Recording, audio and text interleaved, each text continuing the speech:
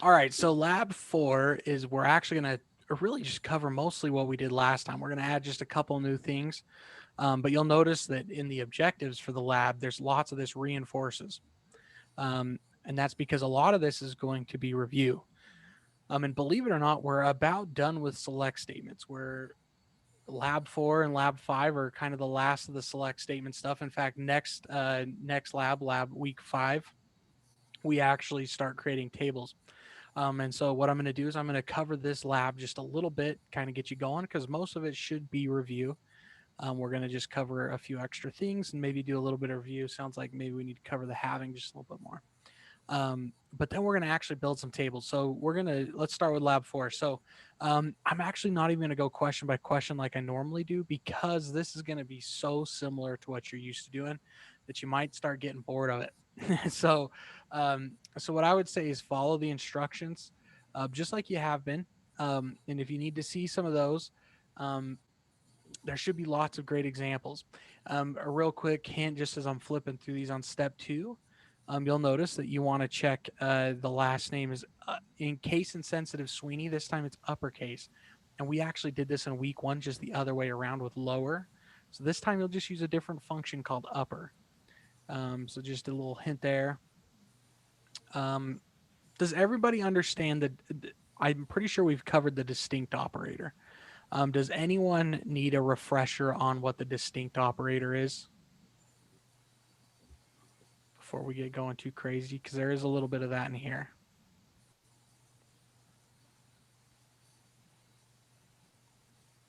Not seeing anything. Okay, so I'm guessing distinct operator makes sense to everybody.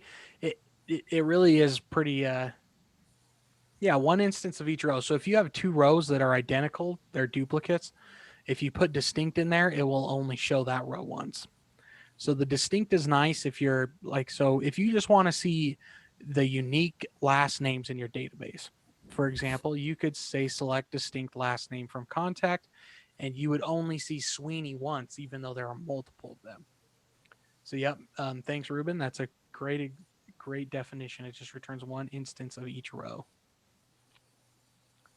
Depending on what you select, that's the important thing. Is the distinct operator purely depends on what's in your select list. Because if you had first name in your select list and distinct, you're going to see Sweeney more than one time, because the first name column is then unique, makes that row unique. So just something to keep in mind. Okay, so one thing I wanted to cover here, and I know some people have brought this up on Teams, but in step 5, you're going to return a multi-line return. And just so you're aware, I am not too picky about this, but there are a few ways you can go about returning a line return. Um, so I'm just going to jump into SQL Plus real quick. And I did up the font size. Oop, studnet.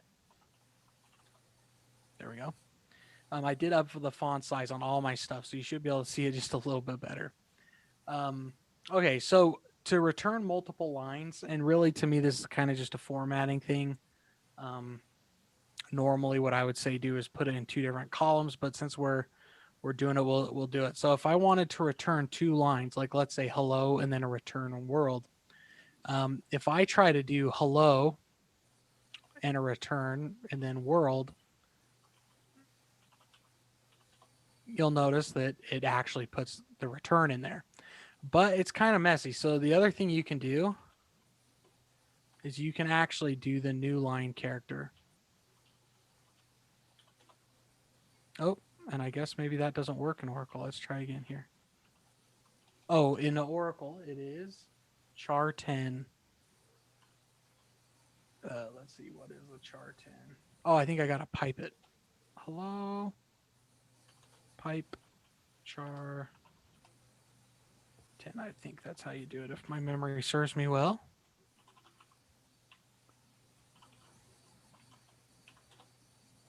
Let me look it up real quick.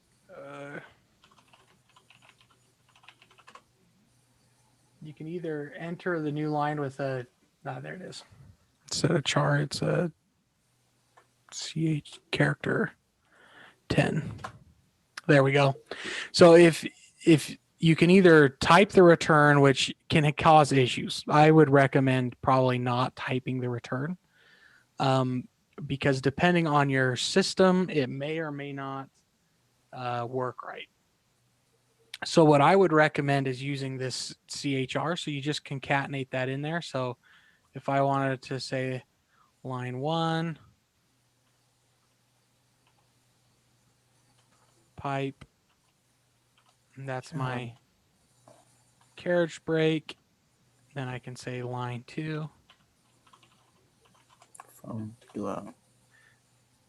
And there it is. So for example, if we were doing addresses, I could say select, let's see, we need street address. So let's do, let's see what we got here real quick. Describe street address. Let's describe address. So let's say we wanted to get like the street address and then the city state zip. So, but we want it all in one column. Like if we're printing labels or something is a good example. We could say select, and we want to select SA dot, and this is the review of the, we're going to use this as a review of the aliases too. So what I like to do is if I'm building an alias, let's just type it over here. So if I was going to have an alias to shortcut on typing, when I'm building my select, there's two ways you can do it. And the best way is actually to start with just selecting everything, and then building up. So for example, if I wanted to start, I would say select everything from street address, and run that. And then from there, what I do is I change that street address to an SA. And then I say inner join address A on SA.addressID is equal to A.addressID.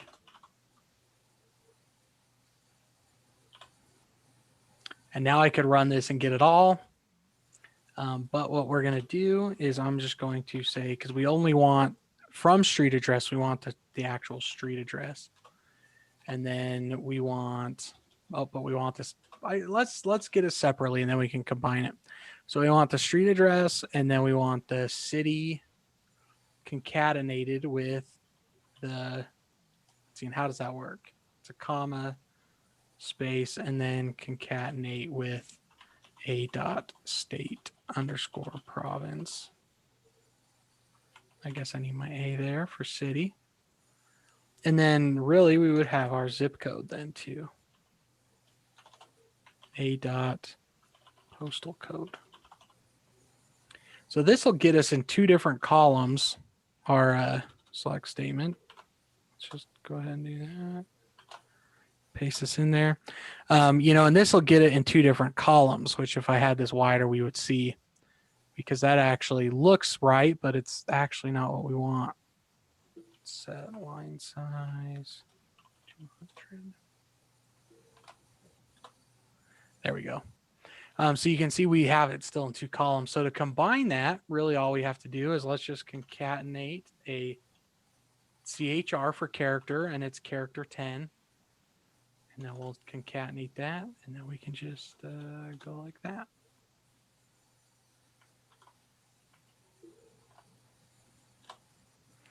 And then we get our nice formatted addresses. And then most of the time, this lab, you'll also see, you've probably seen it before, but it might say something like you want to do this, give it an alias. And so this way you want to say as full address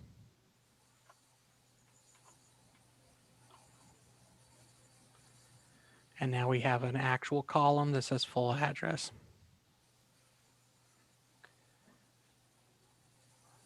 All right. Did that help with the aliases? Seeing that again? Basically, you just put a space after, and then instead of typing the actual name of the table, you can just use the shortcut you made. And that also should help for those of you who need to do the carriage return.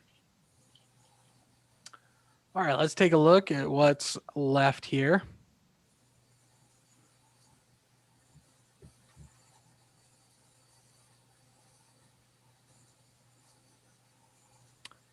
let's see, there's more of that. Column. Here's where that C address as a column alias, that's where you use that as, like we did here. That way it changes that column name. All right. And let's see. So the other one that we might want to do, I don't think we've ever seen a 3-table join yet. So that's what I'm going to show you real quick. So this is on step 6 of lab 4. We're going to join multiple tables. So in this case, we're going from member to contact to address. Oh, we're going quite a ways. So we're going from member to contact, the contact to the address to the street address, and then contact to telephone. So the way joins work is we can do multiple joins. Let's just make a little comment here, step 6. So we can do multiple joins across tables. And I like to think about it as kind of like as if you're out of gluing or moving. I often like to think of it like, oh, I need to get to this table, like almost as if they're like physical things, which kind of helps just a little bit because sometimes you have to move through stuff to get places. In this case, not so much, but I guess in a way we do. For example, if we wanted everybody's street address, which is a pretty real scenario here. And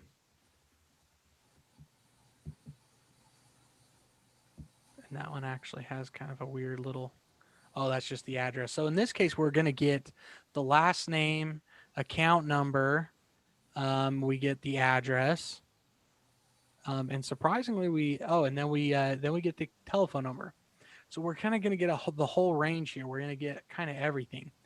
And so we do kind of have to move through our stuff. So let's start here. And I'm not going to do it exactly because I want you guys to be able to do some of it. And since select statements aren't exactly new, we're not going to spend too much time going over the specifics of the question. But rather, I just want to show you the format of our multi-join statement here.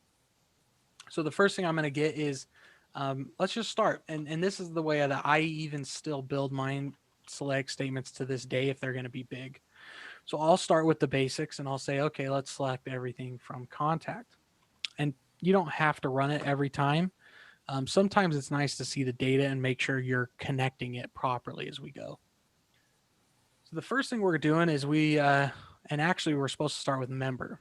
So let's back up. Let's select everything from member. If we take a look at member, we should be starting to get used to this by now, but the key thing here is our primary key, which is member ID.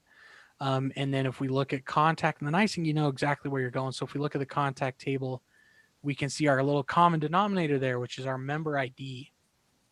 So we say select from member M, and we're going to interjoin that with contact C on m.member_id is equal to c.member_id. I can tell you right now, one of my most common mistakes is just because if I'm going too fast, is I'll do something like this, and that is not right because then we'll have mismatches. So make sure that you have the same column name that you're matching on for most cases. You just want to make sure that data matches. And let's just make sure it does. So let's go ahead and run this, and it's kind of hard to tell, but it's working. And then from there, we go from contact to the address table. Let me make sure I'm telling you right, because I want to make sure we're doing the right thing here.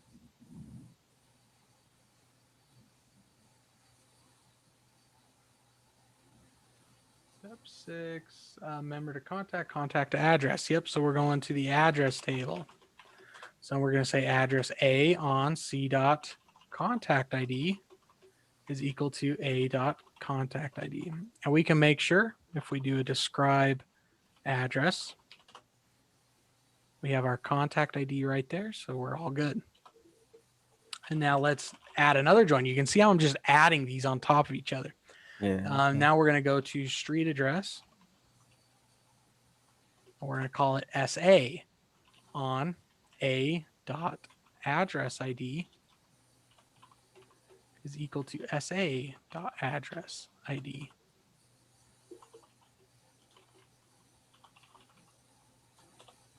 So if we describe address, and I just did that, and then we do street address, address ID, address ID. So that's where we're going to match on. And then finally, we go to the telephone table.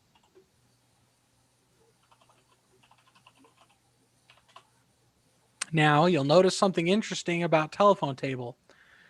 It has this contact ID, but it also has this address ID. So we could probably match on either. So if I say select contact ID and the address ID, let's just make sure they're both here from address. You'll notice that we have both. So we could join on both, but the instructions say to go from contact. So we're going to say on c.contact ID. You'll notice that I don't have to go from street address to telephone. I can go clear back to contact to here. It's because we have all the data there. C.contact ID. And because we have both, I'm actually going to do it on both of them. So I'm going to say and a.address ID is equal to t.address ID. All right. So I'm going to go ahead and make sure this runs. Up, and we have an issue. So inner join street address. I have one extra S in there.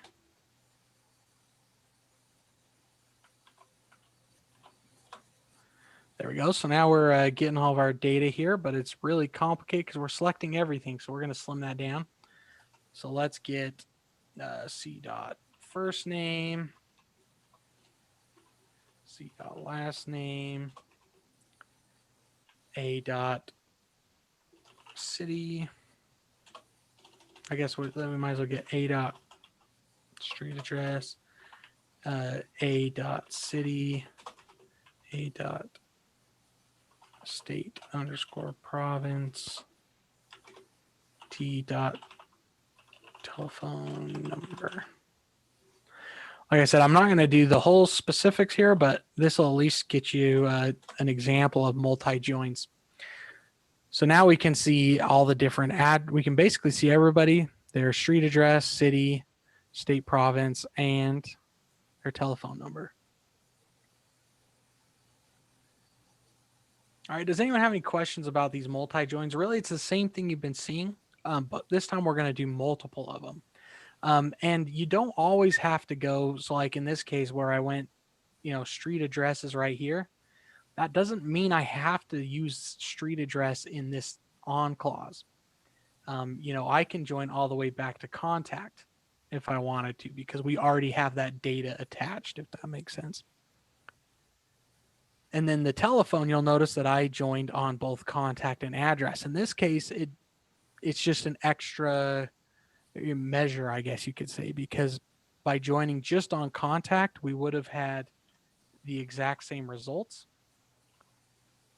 But I like to just, you can see the results are the exact same, but where we have it there and it is a key, we can just, I just like to do it. So A.address ID is equal to T.address ID.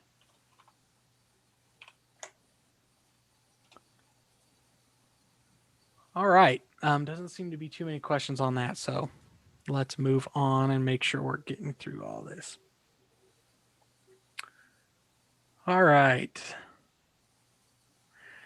So one little quick pointer on step 8. On step 8, I guess let's just show you. Am I specifying an inner join for any particular reason? I always use inner joins because if we want to see everybody's information that have information, I do an inner join. And I guess let me back up here by saying a lot of it depends on your business logic. So I make the assumption here in this case that we are not going to have a customer that does not have an address or does not have a telephone.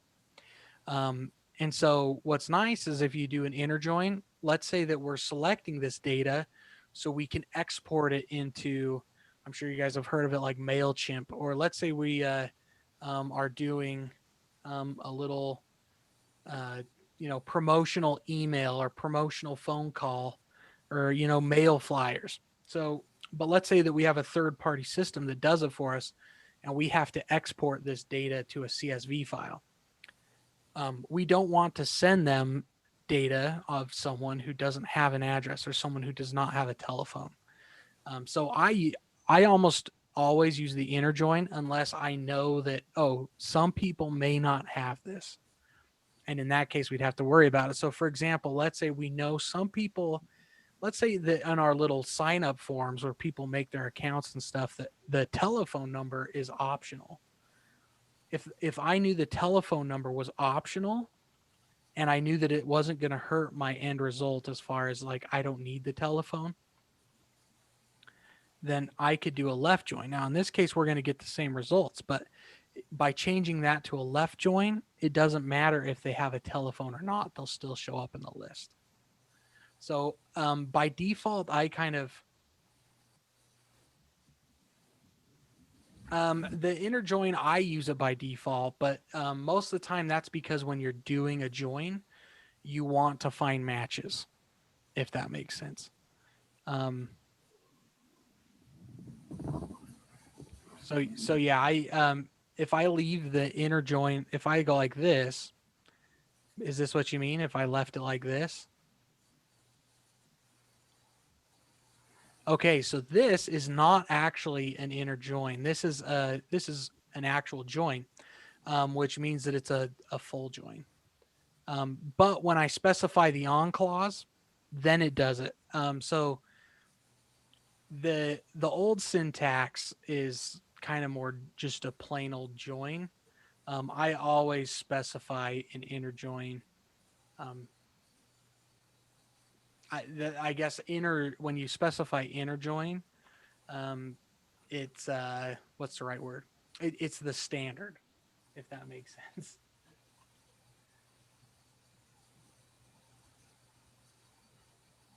And the join is, yeah, they're functionally equivalent, um, but it helps the reader understand.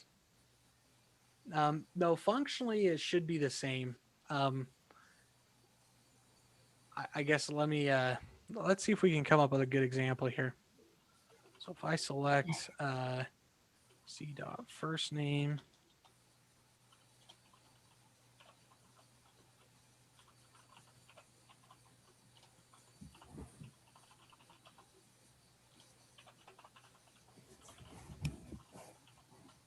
so let's just do it here. So if I leave off the on clause, you'll notice it says missing the keyword because it's expecting it. And so functionally, they are the same thing. You could just put join, but the standard, um, I guess the proper way to write your SQL is to specify inner join. As far as ANSI 92, the latest stuff goes. So theoretically, functionally, they're the same thing in Oracle, at least.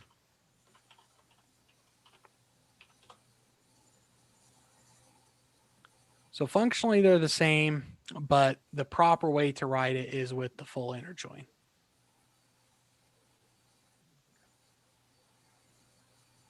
And just as I guess, as a context to that, a lot of the reason for that is because when it, a lot of our code can be multi-purposed across multiple databases. Some of it can. And so it's really just at one point they decided, oh, this is the right way to do it. And everyone kind of agreed on it. So, and that's the ANSI 92 syntax. And while we're on that, I kind of want to, this is a great time. Let me actually get through this here real quick. Because we'll discuss the difference between ANSI 92 and ANSI 89 here in just a second. All right, so step 8 I wanted to point out something. So in step 8, you're going to join rental to contact. And this is one of those cases where things get a little bit weird and it can really throw you for a loop.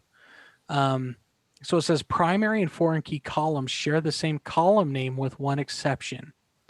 The customer ID foreign key column of the rental table points to the contact ID primary key of the contact table.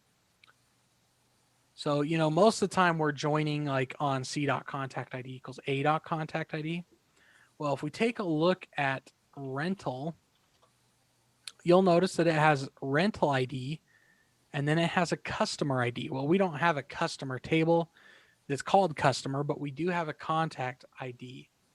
And so the contact ID is actually the customer ID. So when we're doing a join here, it would look something like this. If we were just going to select everything from contact C, inner join customer, or not customer, inner join rental R, we would do that on C.contact ID is equal to R.customer ID.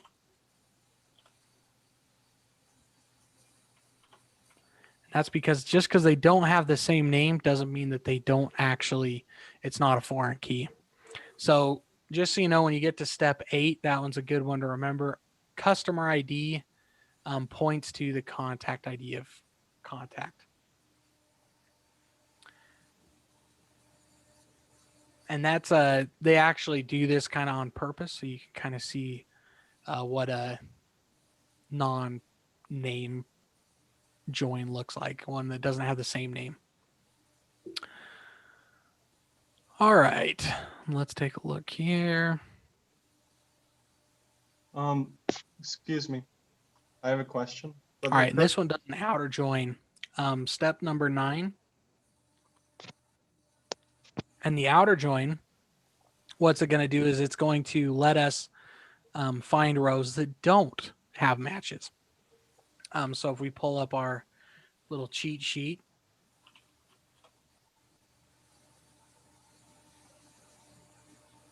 I said I really, really like this little cheat sheet here.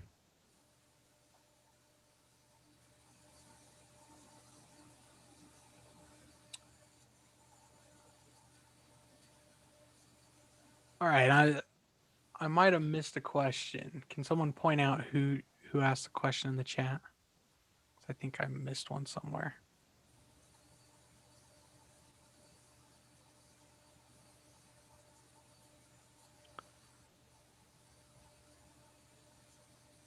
Oh, I must not have sound on. Let's see if I can get it here real quick.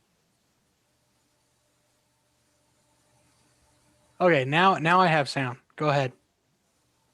Okay. Hi, Brother Cook. I was wondering, do databases usually have a different foreign key on each table, like in step 6, or do they usually have like one foreign key that's kind of like, instead of daisy chaining them, like member ID to contact ID to address ID, instead of that, do many databases just use like one member ID? A lot of it just depends on the flow of your tables, and we'll talk about this actually when we get through the lab review. Because for example, if we take a look at, let's take a look at lab 6. If we take a look at this chain, the reason it's chained is because we can have multiple things. So for example, there can be multiple people tied to a membership.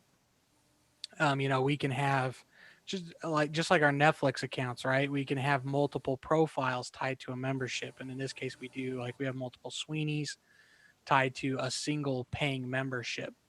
But within there, each person, so like let's say Brian Sweeney, he can have multiple addresses according to our design. So if we just had everything tied to member, it would just kind of be a one to many, which means that a member could have multiple contacts um, and multiple addresses, but multiple people, multiple contacts can have multiple addresses. And I know that's kind of like this one's kind of a weird scenario, but we're going to do a kind of a impromptu database here in just a minute, and I think it'll help make a little bit more sense. Um, but yeah, it all just depends on the flow. So, some tables do, and some tables don't, and it all just depends on the design. So, for example, if you want to have, like in this case, I would probably, if I was designing this database for, let's say, like someone like Netflix or Blockbuster, I would have attached the address to the member table, not to the contact table, and so on and so forth. But for contact, maybe telephone would go there. Like I said, it kind of just depends on the application you're building and what kind of restraints you want to have, and design, which we're going to talk a little bit about design in a minute. Does that kind of, was that what you were kind of looking for? Yeah, I understand a lot better now. Thank you. Yep, no problem. Great question. Perfect. All right. Um,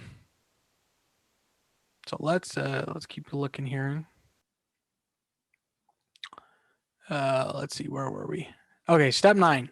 An outer join, I think is where we were at. Yeah, let's talk about outer joins.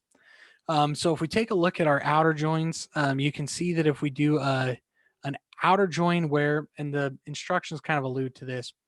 So, and the join to the rental table should be an outer join that lets you filter rows where the customer ID value is null. And that's kind of what this gets at here. So you can see where the key is null. That's kind of exactly what we're looking for, because we don't want to find the matches. Basically, what we're going to do is try to find people who have not rented a movie in that step. And so, for example, if I wanted to see which contacts have not rented a movie, um, and what's kind of fun is there's a few different ways to do this. The first way is actually to do a left join and then just say where c dot r dot customer ID is null. This is the first way, and this is actually kind of my preference as far as I go. So we can see people who have not rented a movie, versus the other where the inner join would tell us who's rented a movie. But if we're going to follow the instructions and use an outer join, we need to do a full outer join.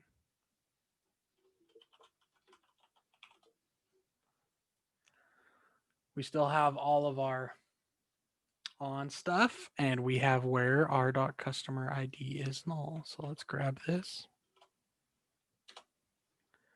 And there we go. We can see all the people who have not rented a movie. And that's just the outer join. So essentially what we're doing is we are finding the outsides. And in this case, we actually find, so we find the outsides, basically everyone who hasn't rented a movie. And if you selected more from rental, it would become more apparent. We would find rentals that don't have a contact, which is going to be pretty rare. Because a better example would be if you were going to find orphan rows, but we don't really have a table set to do that. So that's a good example of that one, and it'll just have you select a little bit more. All right, and this is the last step is not too bad. Basically, you're going to do almost the same thing, but you're going to filter and find people who have rented Star Wars movies, or in this case, Star Wars movies. And so when we're going to filter using a wildcard string that finds either Star Wars or Star Wars, followed by any set of string literal values. And so there's a couple different ways to do this. And my preference is to just say, so I'm just going to show you a quick example from item. And is it item title? Describe item title. So we're going to say where item title And I'm just going to do the first one is like Star Wars followed by any string literal value. So this would find Star Wars for us. But we also want to find any movies that might have Stir Wars. So what I like to do is just add an or, item title like Stir Wars. Now there's kind of a trick here. What I like to do anytime I use or specifically, because I like to kind of piece it out. I like to say where this or this, because this collectively can evaluate to true or false, right? Because if this one's true, then it's true. But if this one's false and this one's true, we want this whole thing to evaluate to true. So whenever I use an or, I make sure I logically piece those chunks together with parentheses, just like you do in math, order of operations. And here we can see all of our Star Wars or Stir Wars movies, which luckily we don't have any Star Wars movies. Um, Stir Wars, a science fantasy cooking show. If that's real, I am impressed. That is if that's a real show. I never even got that, so thank you, Matthew. That is I never have caught that. I thought like maybe they were trying to uh, count for typos, not, but that makes sense. A cooking show. Maybe one day when we get to Mars, Stir Wars will be like a cooking in zero gravity cooking show, competition style. All right. So, anyways, that's kind of the lab. It really shouldn't be too crazy. The only thing that um, is a little different are some of these little things. So, multiple joins, um, and the outer join, and a couple of those things. That is awesome. But anyways, we are going to now we're going to talk a little bit about table design because I'm really glad that these questions are asked because it just shows that you're thinking about it, right? You're thinking about it, and that's what we're actually going to do. So we're actually going to kind of build a little bit of a database, and I was going to just like impromptu whatever we were going to build, and because of that, that's actually what we're going to do is we're going to do a since we're on the topic of Stir Wars, we are actually going to build a recipe database, so we can keep track of our recipes and share them with friends, and we're even gonna we're even gonna call the database Stir Wars. That's what we're gonna do. All right, so I'm gonna kind of do some stuff, and some of this is out of the scope right now, just because I don't expect you to create your own database and that sort of thing. In fact, we could just create one. Let's just build our tables inside of it rather than create our own database for right now because we want to kind of keep things somewhat simple.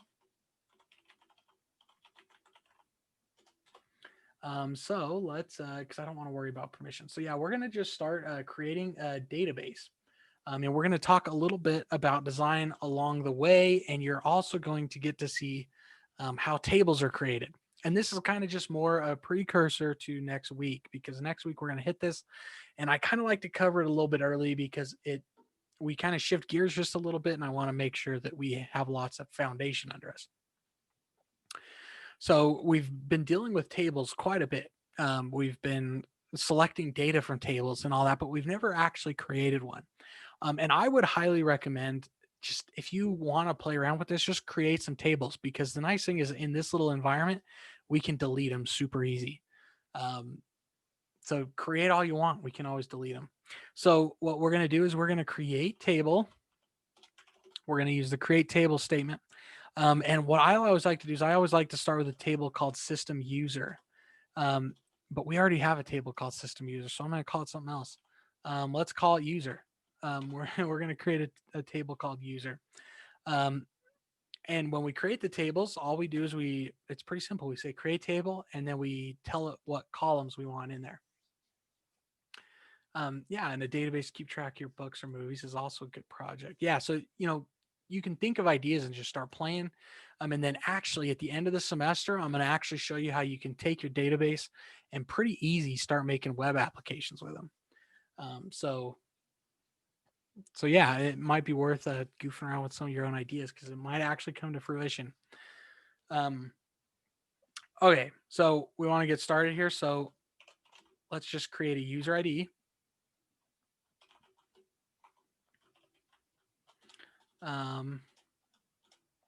And you can kind of start basic. That's kind of what I like to do.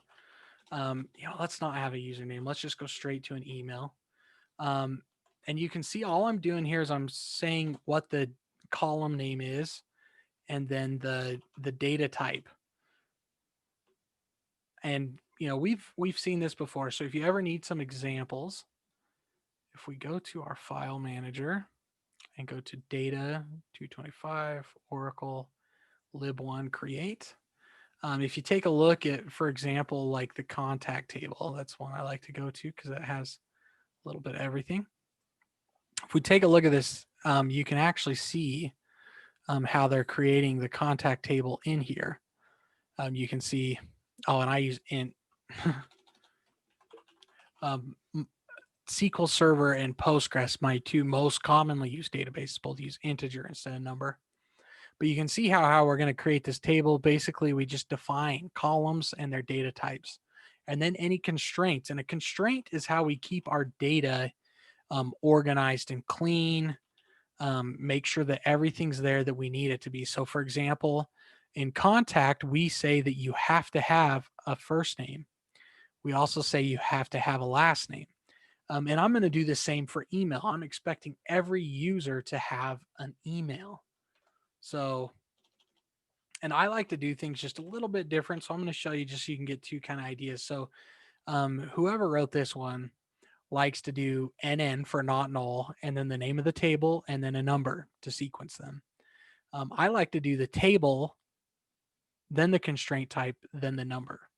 So just a little preference. So we have our user table. We're going to kind of put the same information in there. Actually, yeah, let's just keep it simple. I'm not going to go too crazy. And then how many characters do you think most people have in their names? Probably not more than 60 characters, right? That gives plenty of room. Now, this is kind of where we have to start thinking about some of our design. Do we require people to put their first and last names in? We've already required an email, but this is where, things change. For example, do we want people to be able to kind of be somewhat anonymous? Do we want people to use a username instead of like their actual name? In this case, because let's put it this way. I've always thought a database, no one steal this idea. I always thought it would be cool. You guys have probably heard of Family Search. How cool it would be if they added like a recipe book to Family Search so that I could go to my great grandma and see her recipes, or, I could be putting recipes on Family Search while I'm alive. So that way, my great grandkids can go back and see recipes and connect with me through food, the most magical thing of all. So that's kind of what we're going to go with. So we're going to, that's my last name. Let's go last name here. We're just going to kind of build some basic stuff here. So we're going to require a first name and a last name. Yeah, and I have seen people do that as a memory, but it would be cool to have specific. Yeah, the memories work pretty good for just about everything, though. Okay, so throw me out some ideas. What other things might a user have? We have an email, we have a first name, a last name. They might have a password, maybe. And with passwords, if we're going to be extra super secure, we're going to make those nice and long. We're going to make those 250 bits because we're going to encrypt our passwords like most people should. But we're going to let a password be blank. Maybe they haven't created one.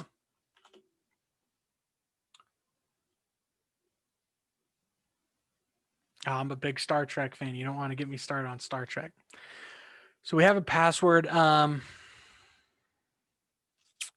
let's just leave it kind of generic for right now because I don't want to get too crazy, and we want to move forward. Start date, yeah, that would be a good one. In fact, let's actually, because let's say we want to be easily able to ban people. Let's do an active. And this is kind of again where you have to kind of make some decisions. Do we want active to be a number like 1 or a 0, true or false binary, or do we want it to be a char of one character that's either a yes or a no? Um, and that's kind of the decisions you have to make. And you'll learn from your mistakes. And so just know that I've learned from my mistakes. I always go with a number, right? Just because when you're dealing with web development, the numbers are just easier to work with. And there is a Boolean data type, but again, just as another pro tip, if you do a Boolean data type, sometimes converting or sending data over the internet in, let's say, a JSON format and other things can add some complexity that maybe you don't want to deal with. So that's why I usually just kind of stick with the number. All right.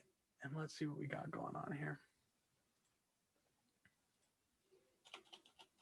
So there is our number. And let's make that because we want everybody to be either active or not active. So we're going to make sure that that column cannot be empty either. So this is kind of our table. Kind of base. We're going to kind of leave it at that for the most part. But one thing we're going to do here is we are going to set a default value here. So we're going to say default is 1. And what that means is everybody by default will be active. Now, one thing that we need to do is, because this is basically our table. Now, we could just create this table. In fact, I'm going to. Let's just create this table, make sure we're all good, make sure I don't have any typos. Get rid of you. Paste that there. Ooh. We can't do that. So let's call it user account.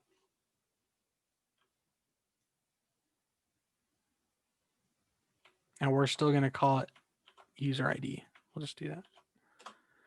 There we go. So you can see that I created this table. But there's one thing that's missing from here. We haven't defined a primary key. And we want that user ID to be our primary key. So let's drop this table, which basically means delete everything about it and in it, and recreate it because we missed out one thing. And when we define that primary key, and I kind of did that on purpose to show you that you can have a table without a primary key, but the primary key is going to add a lot of value because it uniquely identifies a row.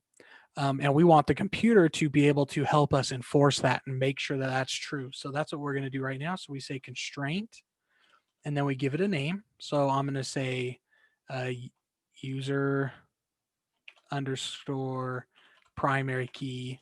And we're not going to have multiple primary keys for this table. So I'm just going to say user PK, and it is a primary key.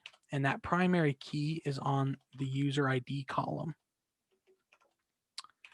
And now we have our table. So let's go ahead and create this table. And we get table created. And now I can run describe user account. And I can see all my data or all my columns that I just created here. Granted, the line size is a little weird. So let's say line size 150. And let's rerun that. There we go. That looks a little better.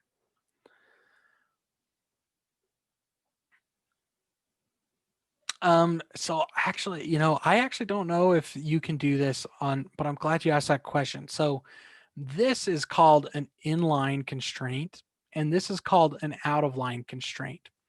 And you know what? Let's just see if we can, because I've actually never tried with Oracle. So let's just try. And maybe I have, I just can't remember.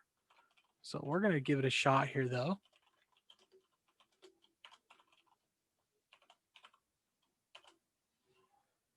Let's give that a shot and just see what we get.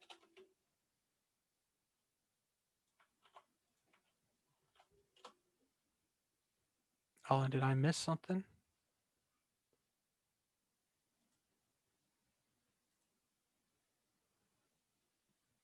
So it looks like in this case that is oh yeah, because we have it defined online. You're right, you're right, you're right. Oh, so another good example. A table is persistent, meaning that if I run create table and we already have a table, name that, it's going to say it's already used by an existing object. So that's when you either need to, change the name of your table, or in this case where we're developing, we're going to drop table user account. There we go. Let's try running this again.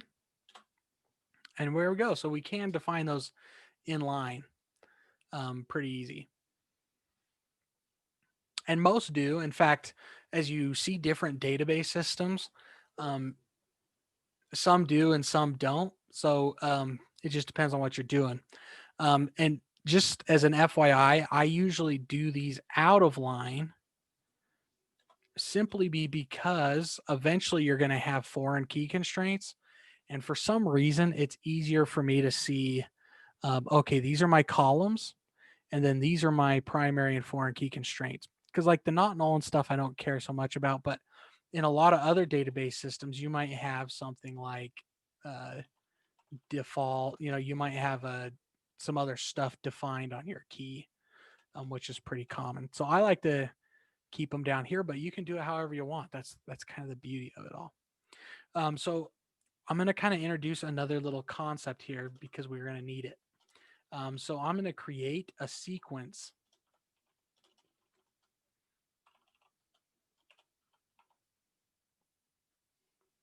And I guess I should probably spell sequence right.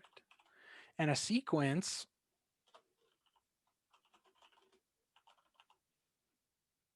let's just start with 1. I don't really like starting from 1001. A sequence is just a way to count numbers.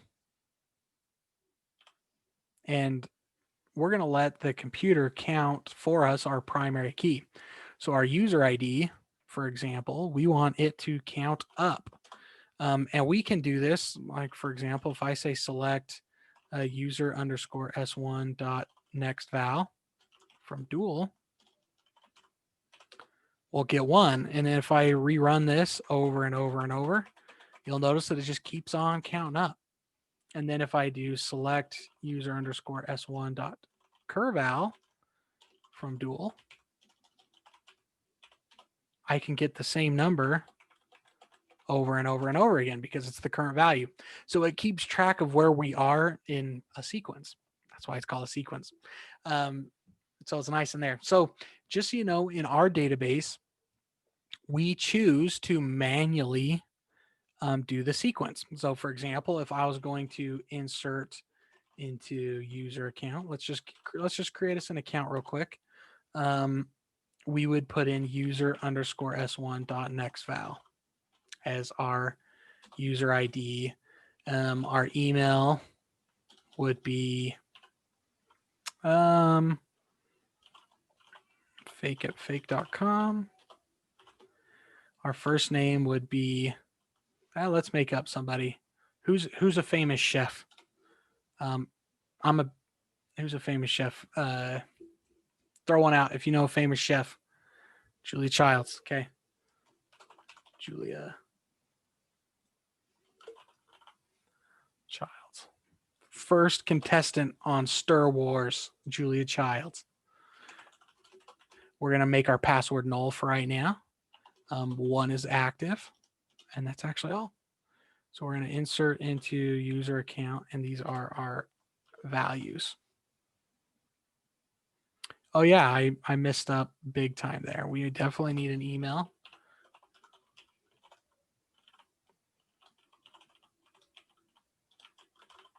There we go.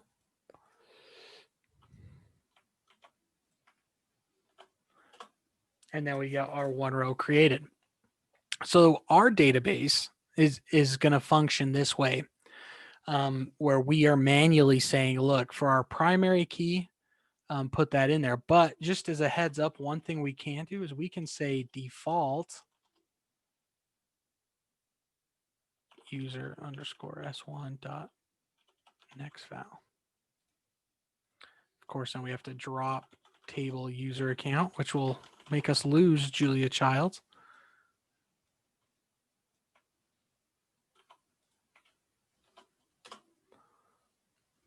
Oh, so Oracle cannot do sequences there. So we have to do it this way, apparently.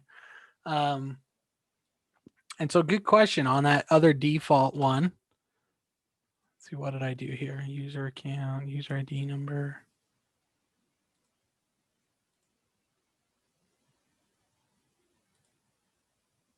Let's see, I messed something up here.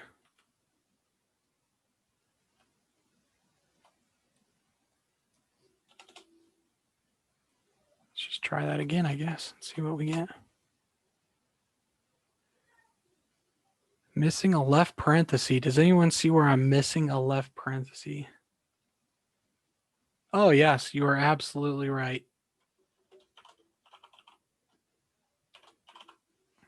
There we go. Thank you. All right, there we go. So now we have our user ID back and everything's good. Let's try that again. I just want to see. I've never actually tried this before. Default is user underscore s1 dot next val. I don't think that's going to work, but we're going to try it just to see. Yeah, it doesn't work. So I guess that explains why we do it manually. So let's reinsert our user account. So good question. Someone said, yeah, and I didn't drop it, but it's still going to check the syntax. And so I don't think it's going to let you put a sequence as the default. So someone asked, do I have to put this one here because we had a default? And the reason I could actually leave that off because it's the last one, but this is usually how an insert statement looks. It would usually say user ID, email, first name, just to specify what columns we're going to insert into.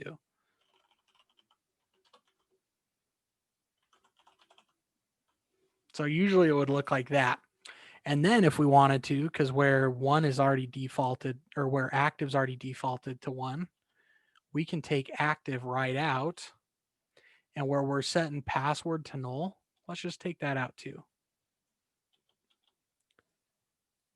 And to do this, we actually have to be able to put the column names. So let's go ahead and put this in here.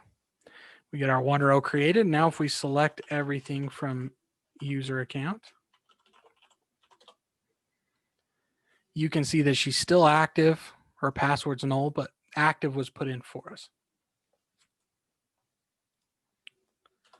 All right, so now we have a user account table. So now this is where we kind of start getting into our design a little bit. So we have our user account. Let's create another table, and our, naturally flowing, we have a user account, and then maybe we have a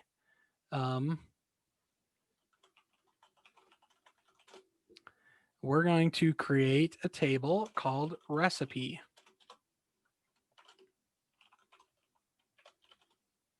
And our recipe ID is going to be a number for the primary key. And then we need to tie our recipe table because someone's going to own this recipe. So we are going to put a user ID inside of our recipe table. And we don't want recipes to be owned by nobody. So we're going to make this recipe user ID not null. And we're going to give our recipe a title.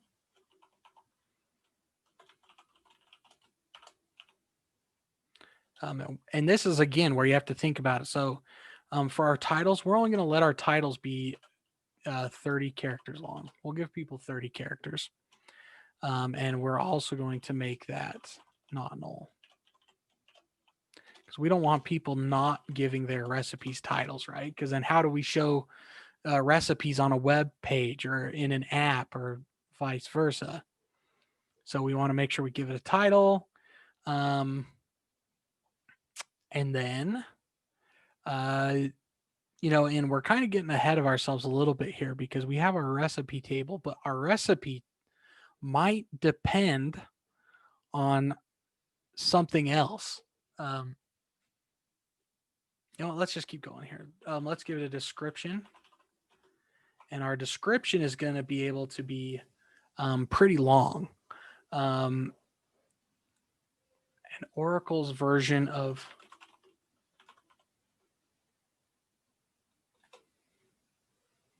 a big text is a blob. We're going to give it a blob, which is a binary large object. A blob. It's kind of funny. We could end up using an ingredients table. Yep, that's a good one. So let's actually end this one right here. So, because like I said, I kind of want to just keep it simple. So we're going to say constraint recipe underscore primary key. It's a primary key on recipe ID. Now, one thing we haven't seen is our foreign keys. So we're going to build our first foreign key here.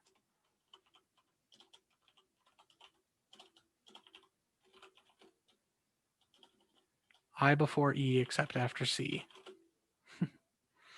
And our foreign key is user ID. And this is the magic. Recipe ID. Yes. Thank you. This is where the magic happens. So this user ID is a foreign key and it references user account user ID.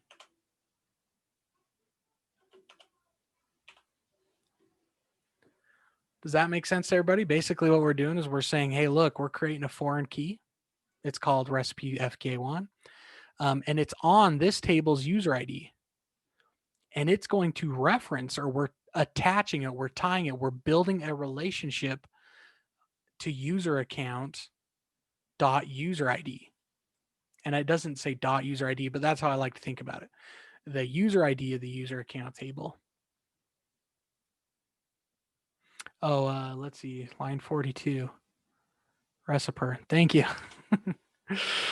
Okay, let's I gotta start hurrying up just a little bit. So let's create our sequence for this table. Recipe. Man, that is just getting me. Recipe S1. We can build the sequence first. And that's an important thing to know is sequences are completely separate from the table, even though we kind of give it a name. What did I do here? Did I spell foreign wrong? That rule, I before E except after C. Well, that's after an R. Anyways, so the sequence is completely separate from the table, which is important to remember. So let's keep going because I kind of just want to focus on building some tables and talking about design a little bit. So someone mentioned an ingredients table, which is great. Now, one thing that we might want to think about, and this again, are we going to let people just kind of like type in their ingredient? Like, for example, like, are we going to have a box where they can type in lettuce? Or are we going to pre-build ingredients? So let's go something like this. Let's say create table ingredient.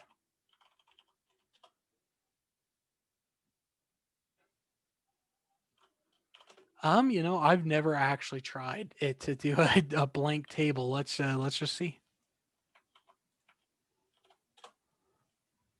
I'm gonna assume no. I'm gonna assume no, but that doesn't mean but I'm not quite sure why we would ever want to. Ingredient ID is a number and it's going to have a name, which is a varchar 2 30. And an ingredient is a pretty easy. Let's give it a type, you know, real quick. No, let's not get too crazy. Normally we might have an ingredient type where we separate like the milk or breads or dairy. you know, that kind of thing. But we're not going to worry about that right now. We're going to keep this kind of simple. So let's go constraint.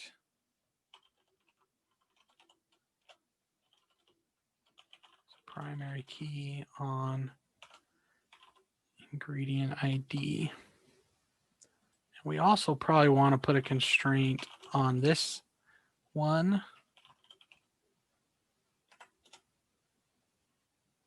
Ingredient underscore. Because it does no good to have an ingredient without a name. So there's our ingredient table. And we're actually going to throw some ingredients in there real quick. Let's create our sequence.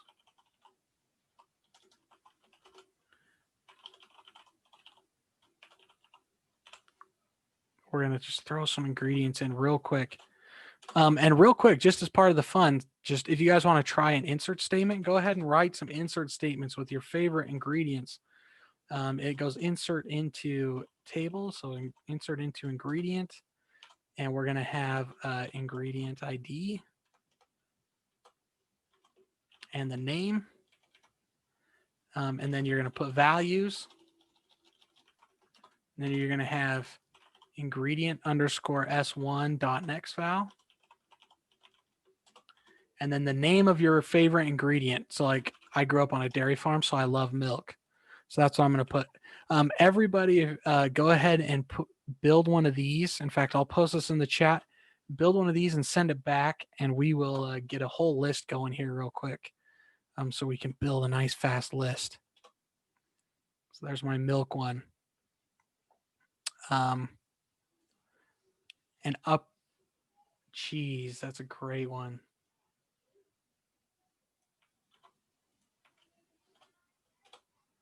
Hold on, I'm going to put these in here too. Bacon, perfect. I'll make that one here. Oh, what did I do? Get out of here.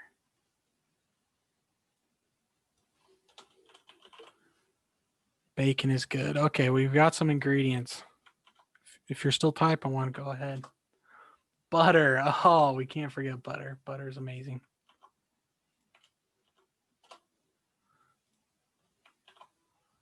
Oh, yeah. Eggs. Oh, come on.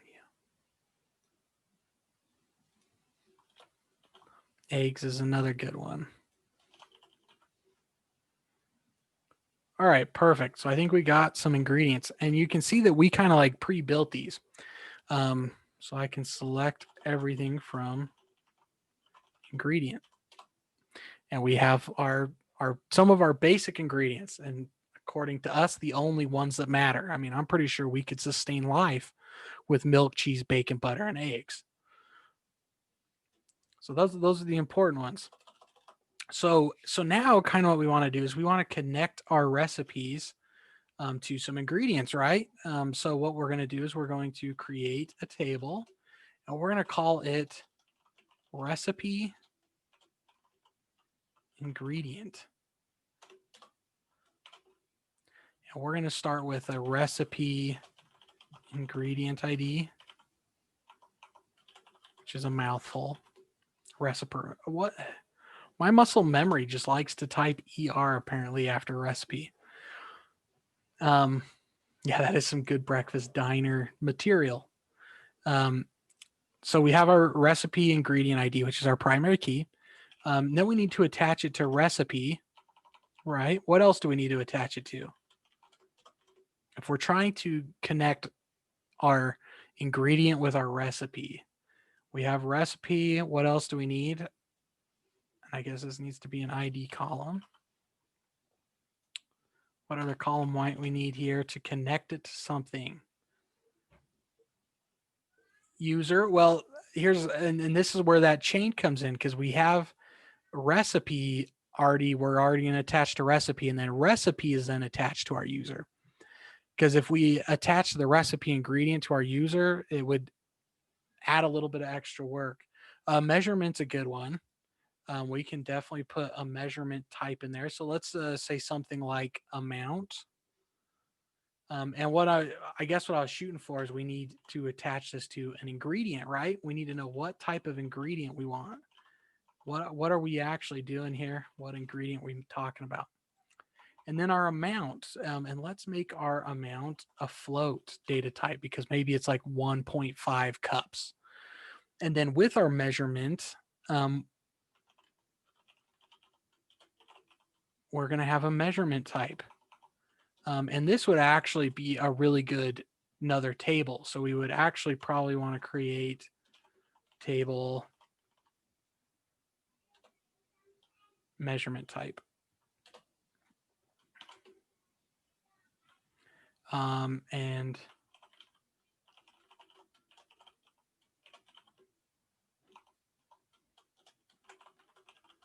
yep, this is exactly where you realize database design can get complicated real fast. And you can build it as simple or as complicated as you want. Like for example, for this measurement type, we could just let the person type it in there. In fact, let's do for the sake of time because it is 6:16. Let's just go ahead and make this a varchar to let's just say 30.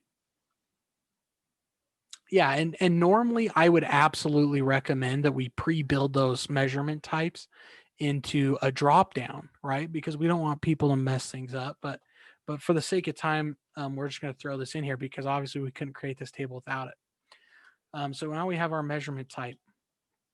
Yeah, let's keep going here. Let's keep going here. Yeah, let's just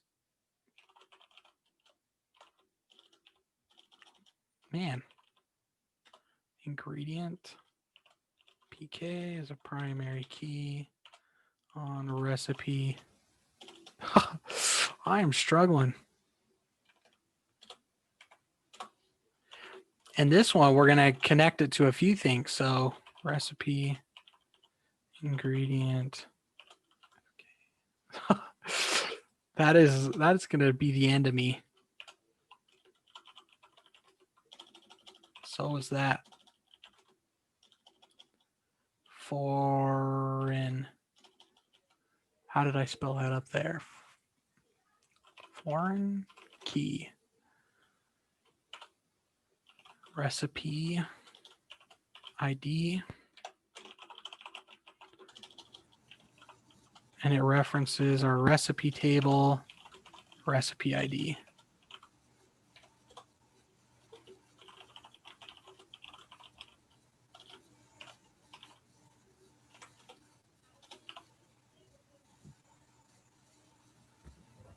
Yeah, it's a foreign. There we go.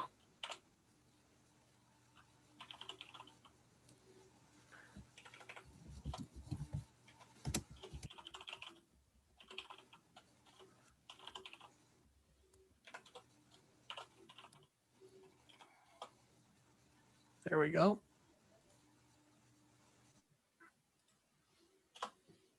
And I think that's all we need for that one.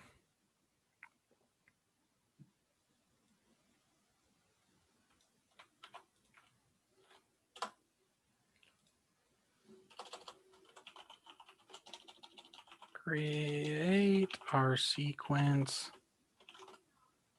recipe. And you can see why a lot of database systems like Postgres actually made it so you can build these into your tables because it can be cumbersome to have to remember to build the table and the sequence when it's sometimes nice just to build it in.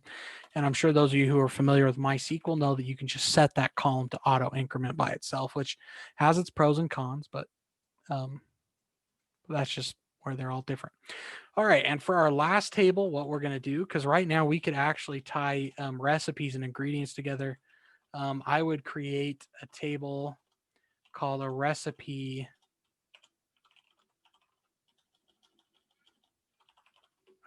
step or a recipe direction or something similar, but just to keep it small, I'm going to call it a recipe step. And this is where your directions are going to go. So we need to tie this to a recipe ID. And then we're going to have a blob. Let's give it a title. The step has a title, right? Maybe. And I've gotten a little lazy on my constraints for the sake of time, just as an FYI. Nice, easy title like bake, something like that. And then instructions. We're going to make that a blob.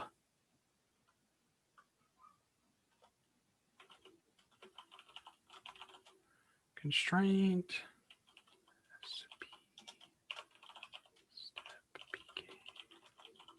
Primary key on the recipe. Step ID. Constraint.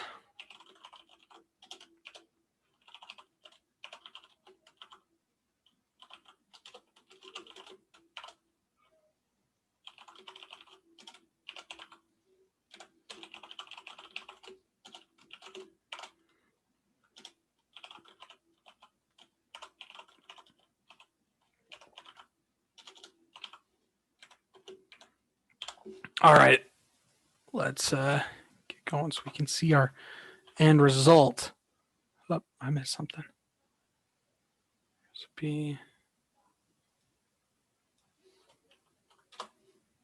Constraint. Let's make sure we give this a number while we're here fixing our mistakes since we're going really fast.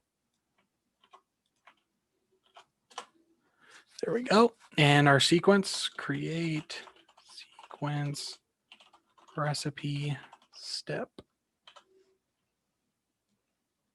S1.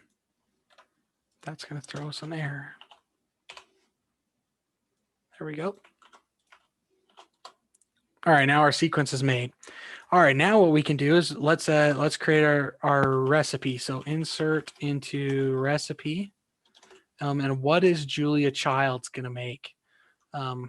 Let's describe recipe so we know how we're going to do this. We have our recipe ID, which we're going to use our sequence for that. Let's see if we can pull this over here just a little bit. Our user ID.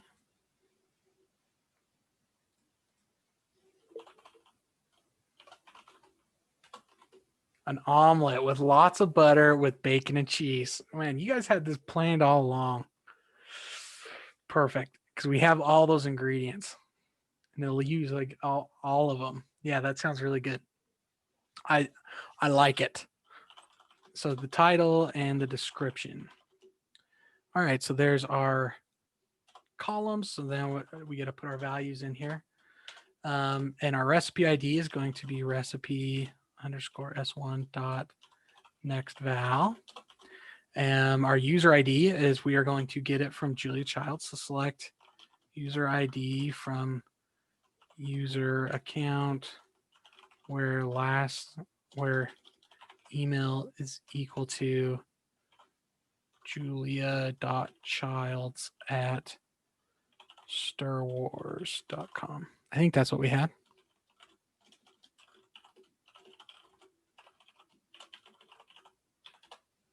Yep. Okay. Perfect.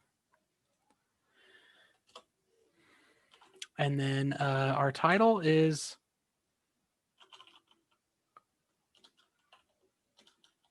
the CIT225.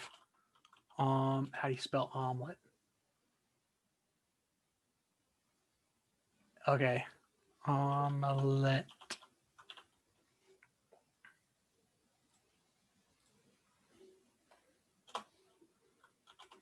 And then our description is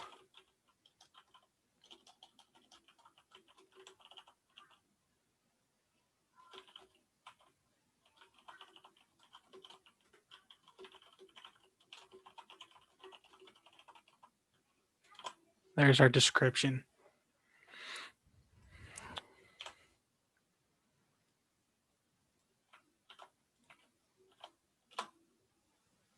Oh, what did I do here? Oh, I might have messed up with our blob. Yep, no. Let's see, character. We need this to be instead of a binary, we need it to be a clob. So we're gonna have to drop table recipe. And this is where it gets hard. Ingredient. Actually, let's just do this. We're gonna say alter table recipe.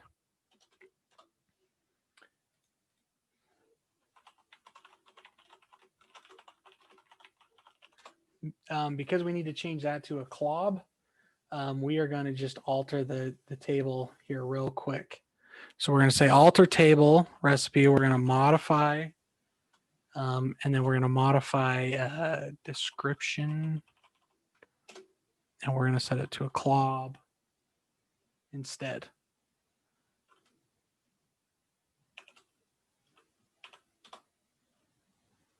Invalid alteration of data type. How did we do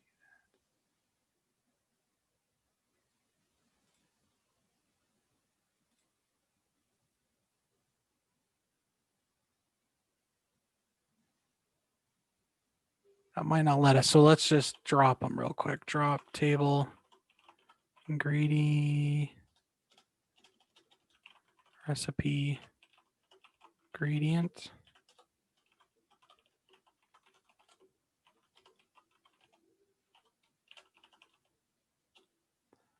We need a table recipe step.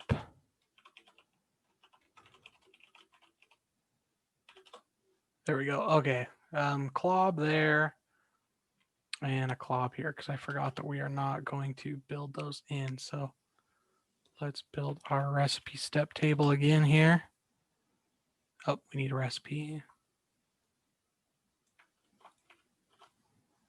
Recipe and then recipe step.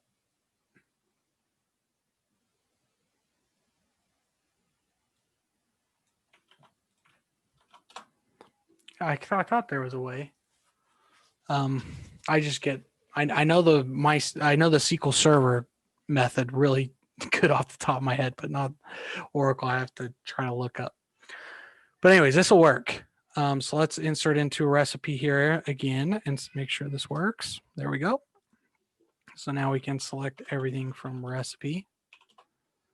And there we go. We have our stuff. So now we need to add our ingredients. So now we're going to insert into recipe ingredient.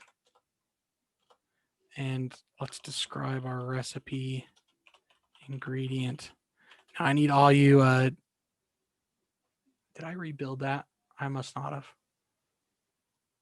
Let's rebuild that. There we go. Describe, and I guess we've got it right there. We'll do it this way. All right, so we have our recipe ingredient ID. We have our recipe ID, our ingredient ID, an amount, and a measurement type. All right, how many eggs? Let's start with our eggs, or butter. Let's start with butter. We need butter in there first. Get our pan to not stick, right? 3 teaspoons of butter. I was thinking more cubes. I'm thinking we need a number of cubes.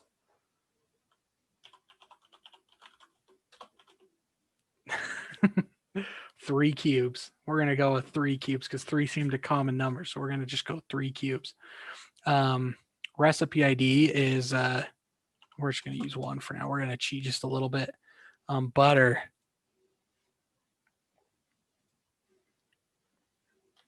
We're going to say select ingredient ID from ingredient where name is equal to butter. That sounds yummy. 1 pound. Okay. Or yeah, 1 pound. You know what we're going for? We're 1 pound. So there's our ingredient idea. So we're going to say 1 and pounds. So we're putting our first ingredient in the pan, and it's 1 pound of butter. Oh, let's see what our recipe is. Select everything from recipe. It's actually recipe ID 2. So let's just fix that. And that's why it's best to use the select statement, but because we're in a hurry, I just really want to get it in there. Okay, so there we go. And now I'm just going to take and copy this because now we can use this multiple times. So now what do we need? Let's go with the eggs. And how many of those do we need?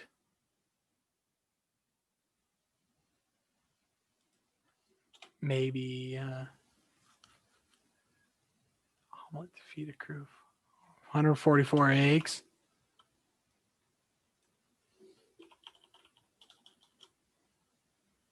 What do they call those? We'll just say large. One ostrich egg. Jumbo. Yeah, we want jumbo.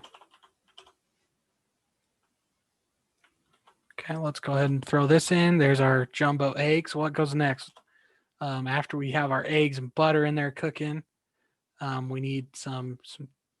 What goes next? Some milk. Let's put some milk in there, and then we'll do the cheese. Let's do. That's a lot of eggs, so we're gonna say 20 cups of milk. Actually, gallons. Why not?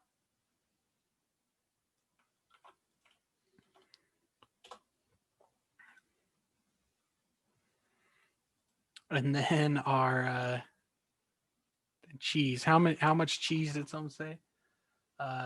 25 pounds. I like that. I think it's gonna be a monster.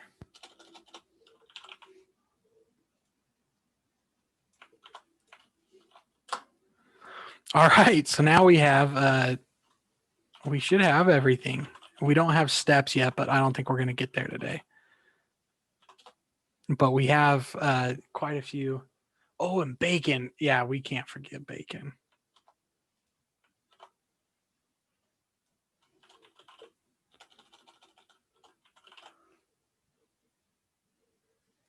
Garnish with bacon to taste. We're going to put it on the ingredient list because we want to make sure that no one goes without their bacon. If we were going to add some instructions, that's definitely what we would put is, garnish with cupfuls of bacon to taste. But anyways, we're probably not going to have time because we're already kind of over to go over the steps, and I'll keep this so we can keep going from here. But just to show you where we got, if we kind of wanted to see our ingredients, I could select r.name, r.title, r.description. Let's skip the description for now. Ingredient.name, ri.amount, ri.measurement type from recipe R, interjoin, recipe recipe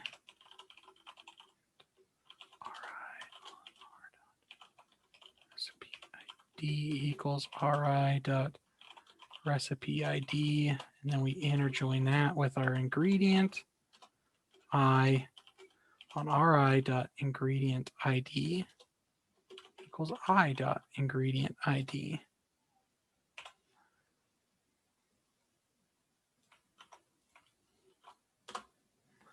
And there is our CIT omelet with our 1 pound of butter, 144 jumbo eggs, 20 gallons of milk, 25 pounds of cheese, and 100 pounds of bacon. So you can kind of see where this is going. Now, we obviously didn't get too far, but now you can see a little bit of the work that it takes, which actually isn't too bad. Considering that we kind of just did this in probably like a half hour while I was consistently typing recipe instead of recipe. So anyways, I hope this kind of gets you excited for next week because, and if you want, feel free to play with it. Maybe I'll even share this code with everybody in case you want to make your own CIT225 omelet. Yeah, maybe we'll do like a little cooking show. But anyways, I've taken up far too much of you guys' time. So, and I know you guys need to get going to your real life. So, thanks for being here. Thanks for all your questions. If you have any questions during the week, please feel free to reach out, and good luck this week. Yeah, thank you all.